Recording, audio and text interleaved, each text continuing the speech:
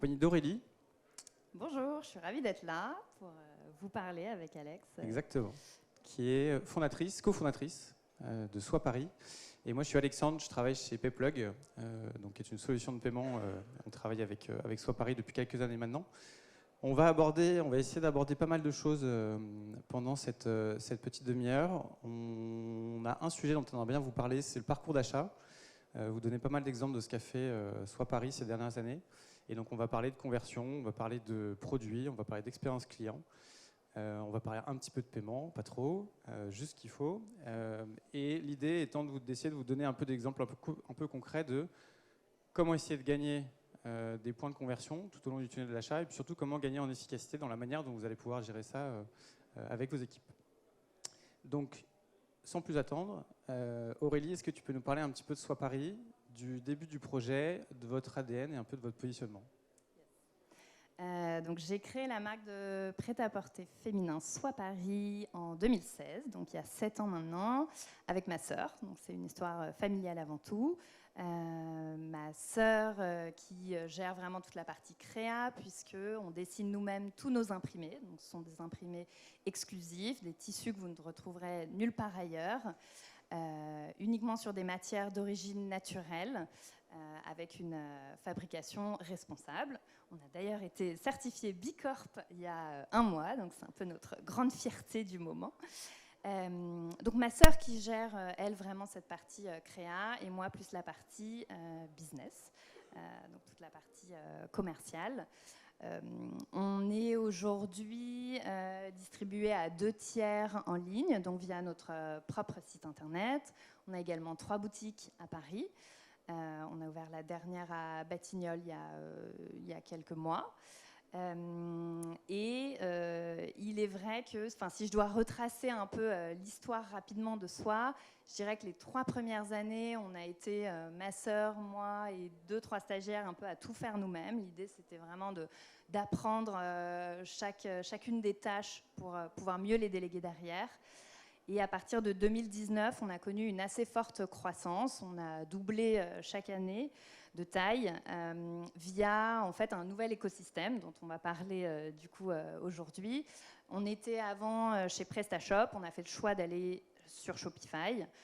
Vous voyez, le choix de Shopify nous a emmenés à aller vers un certain nombre de prestataires qui s'intègrent en fait parfaitement avec Shopify. Donc, on est allé sur Klaviyo pour le CRM, on est allé chez Payplug pour le paiement, on est allé chez Colors pour le SEO.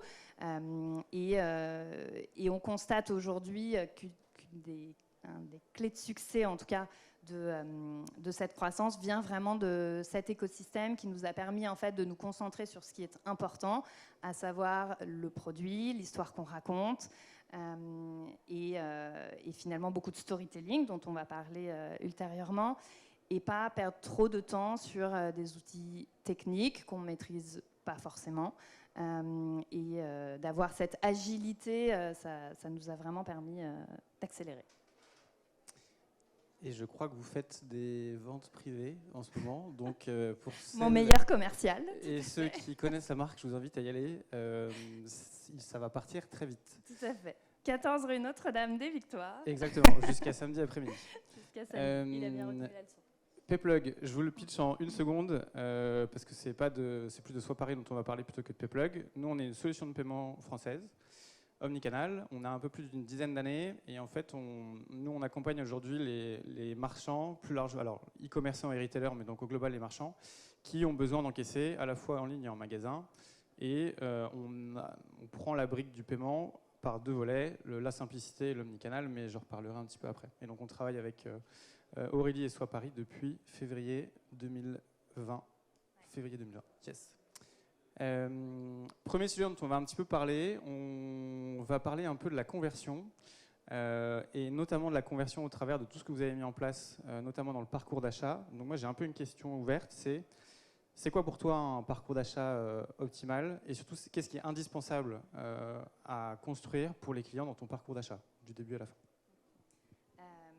Alors pour moi, le primordial reste quand même le produit et le storytelling et vraiment l'expérience client qu'on va faire vivre aux clients et qu'elle soit identique à celle d'une boutique, voire même optimisée. Donc je vais vous parler d'un certain nombre d'apps qu'on a mis en place pour nous permettre d'aller jusque-là.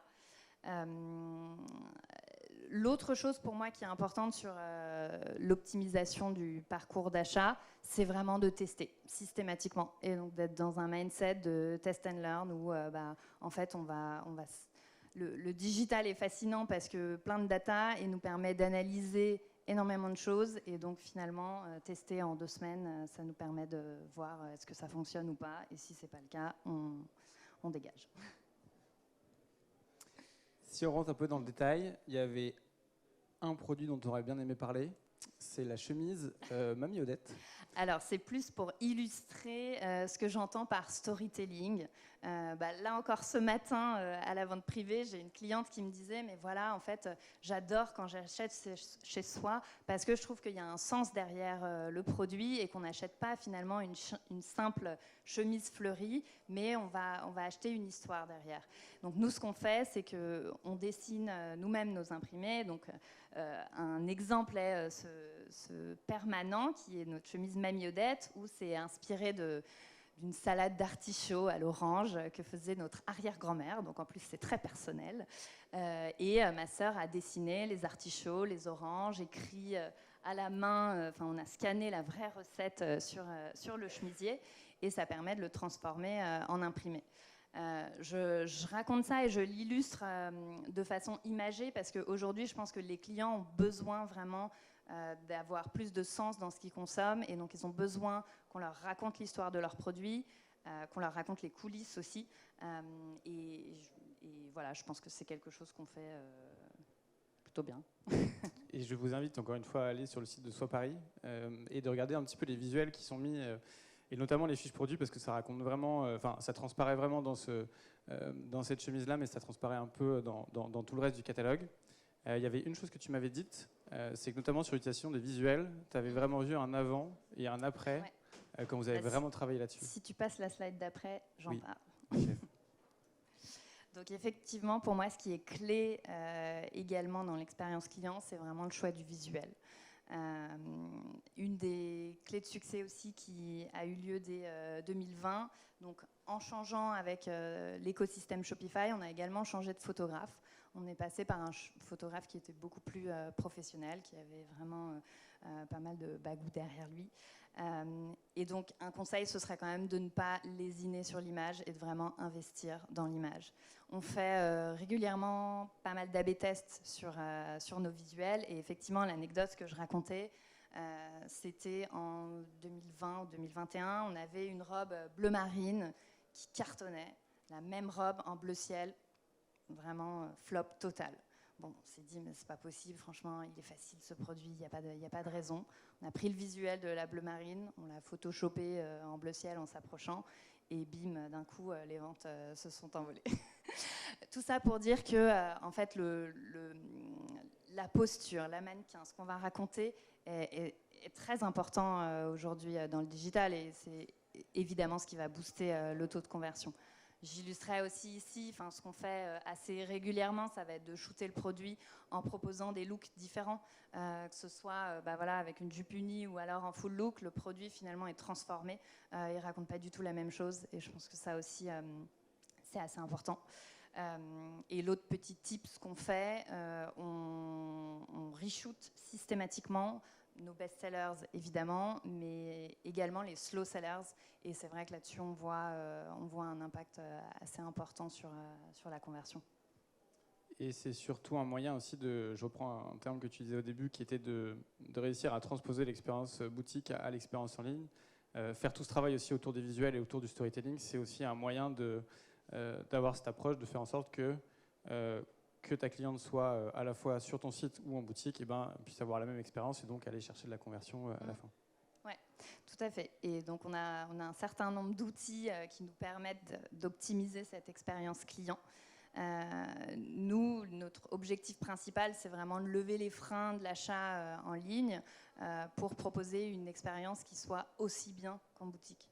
Et donc pour ça, ça va passer par exemple, une optimisation du guide détail. Donc on passe par une app qui s'appelle Fittle, qui permet en fait de vous renseigner vos mensurations, vous renseignez même les marques chez qui vous achetez et les tailles que vous avez l'habitude de prendre. Et derrière, ça va automatiquement vous dire quelle est la taille souhaitée. Donc ça a permis aussi d'améliorer notre taux de retour, puisque dans le prêt-à-porter, on le sait, le taux de retour peut être assez élevé. Donc ça, pour nous, c'était assez important. Une des solutions qu'on vient de mettre en place avec Elodie, qui est juste là,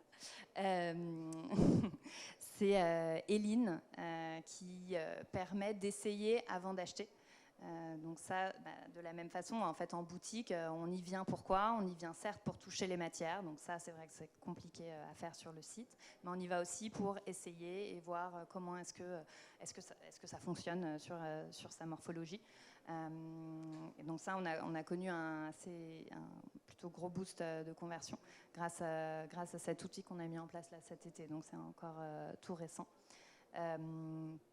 Dans les outils pour moi importants aussi, il y a alors Gorgias qui se plug parfaitement à Shopify et qui permet d'assurer vraiment un service après-vente et un service aussi avant-vente, donc de conseil. On a une personne qui est 100% dédiée à ça. Et la dernière chose qu'on propose, ça va être une livraison bas carbone offerte. Donc on travaille avec Ipli, qui propose en fait des colis réutilisables et recyclables. Et on offre cette possibilité. Donc ça aussi, tout ça va inciter en fait les clients à venir, revenir et recommander. Tout le monde a bien noté les outils ou pas? Très bien. Et tout ça s'inscrit dans une démarche que tu disais un petit peu au début, mais de test and learn. Et ça, c'est quelque chose vraiment qu'on ne dira jamais assez, mais vraiment tester. De plus, sur un environnement Shopify, j'avais encore la discussion avec Paul-Louis là-bas, à la casquette, la semaine dernière sur comment faire de l'A/B testing aujourd'hui sur Shopify. Il y a plein de choses qui sont possibles. Il y a plein de partenaires qui peuvent vous aider à le faire, donc vraiment, n'hésitez pas. Et donc, on a essayé aussi de vous mettre quelques exemples qu'on avait bien aimés, de choses que vous avez testées et qui ont pas mal marché. Est-ce que tu peux nous en parler un petit peu? On a eu un sujet avec Hello il n'y a pas longtemps, justement, sur notre taux de transfo qui n'était pas là. Et on s'est dit, OK, qu'est-ce qu'on met en place? Faut un truc rapide là pour sauver le mois. On a fait une petite action assez rapide sur Wisepops où on a mis une roue de la chance avec plusieurs. Il suffisait en fait de renseigner son mail pour gagner. C'était du 100% gagnant en réalité. Et honnêtement, c'est un peu une promo déguisée, on va dire, qui permet de booster la conversion sans trop nuire à son image de marque, puisque c'est le sujet. On a beaucoup travaillé aussi sur le cross-sell. En prêt-à-porter, on le sait, la clé reste d'augmenter le panier moyen. Pour augmenter son panier moyen, il faut pouvoir vendre plusieurs pièces avec un indice de vente idéalement supérieur à 2. Et donc on pousse énormément le cross-sell. Je sais qu'il y a des solutions personnalisées, des solutions automatiques pour le faire. Nous, on a choisi de le faire de façon complètement personnalisée pour vraiment associer, étant donné qu'on a des imprimés qui sont assez forts. Finalement, tout ne va pas ensemble, donc on a vraiment choisi de miser sur l'humain pour ce cross-sell. Oui, effectivement, la jauge de livraison, bon, ça aussi, c'est un truc qu'on voit un peu partout, mais honnêtement qui fonctionne pour augmenter son panier moyen. Je crois qu'on était à 150 € de panier de frais pour avoir la livraison offerte. On est passé à 200 € et honnêtement, ça a tout aussi bien transformé avec cette petite jauge qui crée un peu le FOMO pour acheter. Et puis, la dernière chose dont on va parler, c'est le paiement, puisque on était chez un autre prestataire avant, on a décidé de passer chez Payplug et on en est très contente puisqu'on y est depuis 2020, comme tu le disais. Et donc Alex va vous raconter un peu tout ce qu'on a fait. On a fait pas mal de choses et encore une fois, ça se matérialise toujours dans cette démarche de tester et d'essayer, que vous soyez sur Shopify ou que vous soyez d'ailleurs pas sur Shopify, sur n'importe quel CMS. La possibilité de tester des prestataires de paiement est vraiment facile. Il y a deux choses que vous devez retenir, je pense, en tout cas de ce qu'on veut vous parler ici, c'est qu'en fait, le plus vous allez proposer des moyens de paiement ou des facilités de paiement à vos clients au moment du checkout, plus vous allez augmenter vos paniers moyens et votre taux de conversion au global. Ça, on fait pas mal d'études nous chez Payplug, en tout cas sur ce sujet-là, mais plus vous proposez des moyens de paiement, plus vous proposez des facilités avec du paiement plusieurs fois, en l'occurrence ici Alma, et ben le plus vous allez pouvoir chercher du chiffre d'affaires à la fin. Ça, nous, on le fait dans une démarche aussi d'apprentissage et brique par brique. Donc là, on a travaillé sur la partie paiement carte avec Aurélie et Soit Paris. Là, on est en train d'implémenter Bon Contact sur Shopify pour aller sur le marché belge et plus globalement dans une démarche d'internationalisation qu'on évoquera un petit peu après. Donc vraiment, posez-vous cette question de qui sont mes clients, quels sont les moyens de paiement qu'ils ont envie, est-ce qu'ils ont envie de payer en plusieurs fois, est-ce qu'ils ont envie de payer avec un moyen de paiement local, est-ce qu'ils veulent faire du Amex, du Bon Contact. Posez-vous ces questions-là et après renseignez-vous avec votre PSP, que ce soit Payplug ou pas, sur la manière dont vous pouvez le faire. Et la deuxième chose que je voudrais évoquer, c'est un chiffre qu'on voudrait vous partager aussi avec Aurélie. C'est la performance du paiement. Et donc ça, c'est comme n'importe quel outil, vous allez mesurer la performance d'un outil, investissement versus retour sur investissement. En matière de paiement, que vous soyez chez Payplug ou pas, je pense que tous vos prestataires de paiement vous parlent des mêmes trucs. Le taux d'acceptation, le taux de frictionless, le taux de frictionless accepté.